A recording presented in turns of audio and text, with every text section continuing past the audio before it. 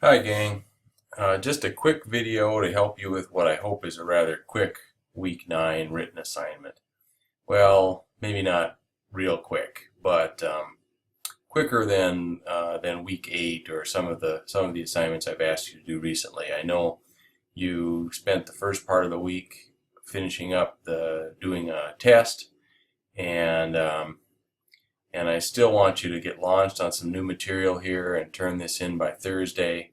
But I think this will be doable. The plan for this week is to um, get back up to speed on logarithms. I'm thinking you've probably seen logarithms at some point in your math career, but they're usually a kind of a weird and challenging subject for people. But we'll look at logs and log properties and log graphs and kind of prepare for next week when we do the heavier duty stuff on exponential modeling and exponential and logarithmic equations.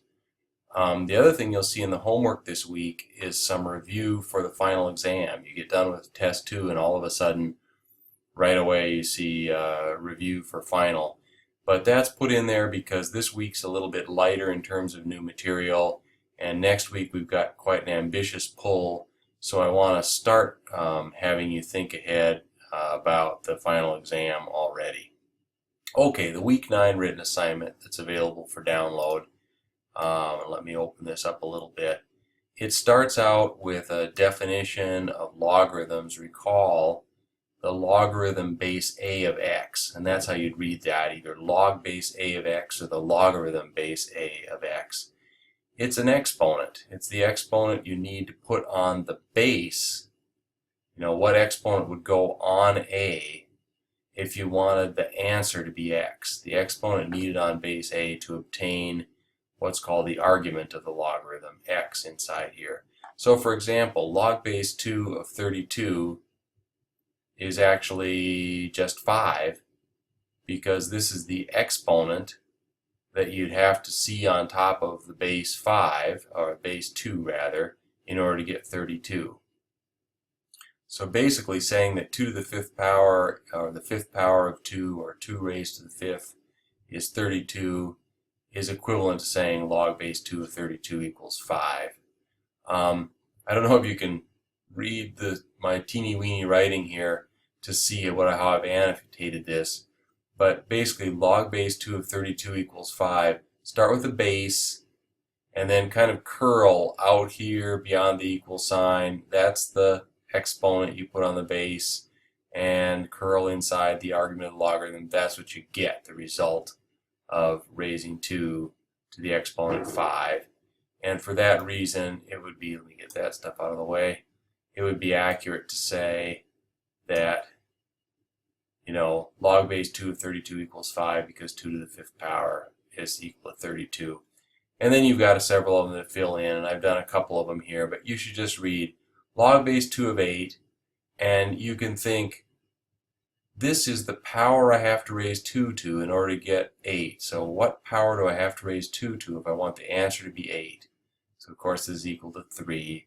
And here's the exponential form. Anything you can write as a fact in logarithms, you can write as a fact in exponents. And it's often handy to be able to go back and forth. Another one down here. This was paired with the exponential form 4th power of 2 equals 16, right? 2 raised to the exponent 4 equals 16. Well, in logarithmic form, that says that 4 is the power you would have to put on 2 in order to get 16. So 4 is equal to, and over here we have the power you would put on 2 in order to get 16. Okay, I'll let you work down through these. Here are a couple of tricky ones. You know, what is the log base 2 of 1/8? And you kind of have to picture in your mind, 2 raised to the blank equals 1/8. Here's where you need that exponential exponent review that we did in the algebra review last week, or 2 weeks ago. So thinking negative exponents, thinking I have to raise 2 to a negative power in order to get 1 over a power of 2. 2 raised to the negative third power would be 1 over 2 cubed, would be 1/8. Similarly, how do you raise 25 to a power to get 1/5? Well, if you raise 25 to the 1/2 power, that's another way of saying principal square root of 25. That would give you, so log base 25 of 5 would be 1/2. Log base 25 of 1/5 would require a power of negative 1/2, because 25 to the negative 1/2 is the reciprocal of 25 to the 1/2. You can see the exponents get kind of heavy in here. I'll continue on to the second page. On the second page, you think about logarithmic functions and graphs of log functions. And this is a very interesting property here. It turns out that log functions are just inverses of exponential functions. And there's a demonstration here that's really quite easy to follow. If you write this as an equation and exchange x and y to get the inverse, you actually see that the inverse of the log function is y equals a to the x is an exponential function. Sorry about my email making noise. And here in the box, basically the log function, log base a of x, is just the inverse of the exponential function g of x equal a to the x. Here you're asked to graph an exponential function 2 to the x and its inverse, log base 2 to the x, on the same graph. And you've got a table to fill out here, which I'd ask you to go ahead and do on your own. But as you see, I've sketched the graphs. I think you'll come up with this when you point plot. The exponential curve is the familiar shape that we were looking at last week. And here the log, of course, is reflected across the dotted line y equals x. And at the bottom of the page, you fill out some characteristics of the exponential function and the log function. You'll see some kind of interesting flip-flop relationships happening here as you go through that. Be sure on the asymptote that you actually write in an equation of an asymptote. Let's see. On to the last page, properties of logarithms. And here there's a whole section of homework you do where these are the formulas that really drive the homework, particularly these last 3 boxes. And these look pretty daunting, but let me try to talk my way through these in a way that will help you remember them without just memorizing where all these letters go. Believe it or not, this really gnarly looking formula up here and this one next to it are really kind of common sense statements if you read this the right way. This one says a raised to a logarithm. But what's the logarithm? The logarithm is, if you can read the small letters, this is the power you would have to raise a to in order to get m. The power you would have to raise a to in order to get m. So what we have here is a raised to the power you would have to raise a to in order to get m. And as a result of doing that, you do get m equals m. So all this says is that if you take a number and you raise it to the power you'd have to raise that number to in order to get m, you will get m. This one, like similarly, if you read it fast enough with the definitions we've given, it also makes common sense, because this has a logarithm, and the argument of the argument of the logarithm is a power, right? A raised to the r power. Okay, so this one says the power you would have to raise a to if you wanted to get the result a to the r is r. Try that again. The exponent I would have to put on a if I wanted to get a to the r is equal to r. Okay? Another way to look at these two factoids actually is that they're just compositions of 2 inverse functions giving you the identity back. But let's continue.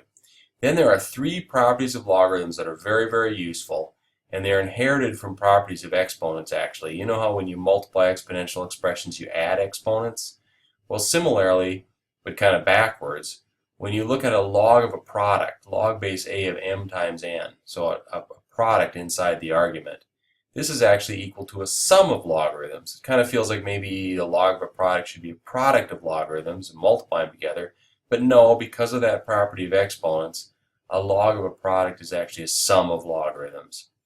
And similarly, the log of a quotient, if you have division inside a logarithm, this can actually be taken apart into a difference of logarithms. And finally, the log of a exponential expression, the log of a power, can be written as a scalar multiple, as that power multiplied by log base a of m. So this r out here is actually multiplied by the log base a of m. You can kind of think of this as if you've got a power inside the logarithm, you can pull it down in front and just make it a coefficient, just multiplying the log base a of m. Okay, now let's see how we use those properties. You use them essentially two ways. You can either use them to take logarithmic statements apart into combinations of simpler ones by using the rules in the forward direction, or you can use them to stack logarithms together, a bunch of simple ones into one more complicated one. So these first examples are taking stuff apart. And I've filled in this example, e raised to the ln of 2. Well, actually, this is before taking stuff apart. This is a version of this property. And what this says is that if you take e and raise it to the natural logarithm of 2, and on the earlier page it said the natural logarithm means log base e, where e is this lovely transcendental irrational number about 2.7. So you take 2.7 and you raise it to the power you'd have to raise 2.7 to get 2, and you get 2. Okay? Here's one where we use one of these properties down here. Here's a logarithm of a quotient, right? Log of x over y squared. And so I use this second property to say log of a quotient is a difference of logarithms. See how that came apart? And I still have a log of a exponential expression here, right? Or a power expression, y squared. So that third property says that 2 inside could be a 2 outside. So log base, this is equal to log of x minus log of y squared, and that's equal to log of x minus 2 log y, with the 2 pulled down. Something else I didn't talk about along with the natural logarithms are the common logarithms. When you see a log with no base written in here, it's assumed to be 10. And you can just read that log x or log base 10 of x. If you want to put the base 10 in there, you can to keep track of it. Here are some problems where you put the logs back together again. And I've got one here where I started with 2 log 3 of 6 minus log 3 of 4. It says write as a single logarithm. So what I would do is use that last rule in reverse, and I'd pull this 2 that's outside, I'd actually stick it back inside. And if it's a multiplier outside, it's a power inside or an exponent inside. So I'd get log base 3 of 6 squared minus log base 3 of 4. And then I have a difference of logarithms with the same base, so that can become a logarithm of a quotient, right? That's this middle property, that the difference of logarithms could also be written as a single logarithm of a quotient. So I've got log base 3 of, well, 6 squared is 36, 36 over 4. That simplifies to log base 3 of 9, and by gum, if that doesn't simplify even further, because the power you raise 3 to get 9 is 2. Sometimes those gnarly log expressions simplify very nicely. Here's a problem that's oftentimes difficult for people. Suppose that log base b of 2 is 0.43 and log base b of 10 is 1.43, but they don't tell you what the base is. And then they say find log base b of 5. The trick to this problem is to start out, since you've been given information about log of 2 and log of 10, start out by rewriting 5 as some combination of 10s and 2s. So instead of seeing it as log base b of 5, see this as equal to log base b of 10 halves, okay? And then go from there with the property. You'll start with the property of logarithms. It'll say this could be a difference of logarithms, and I think you'll just about be there. And I think when you get there, you'll be able to figure this out too. Okay, it's a fairly short assignment, and I think it will launch you into the work in my math lab on logarithms pretty well. And you'll find the homework this week is shorter than most of the time, but on top of the homework you have beginning review for the final exam. So have fun. Turn this in by Thursday again, please. And we're getting there, folks. So it's not, we got just one more week after this and then the final exam. Bye.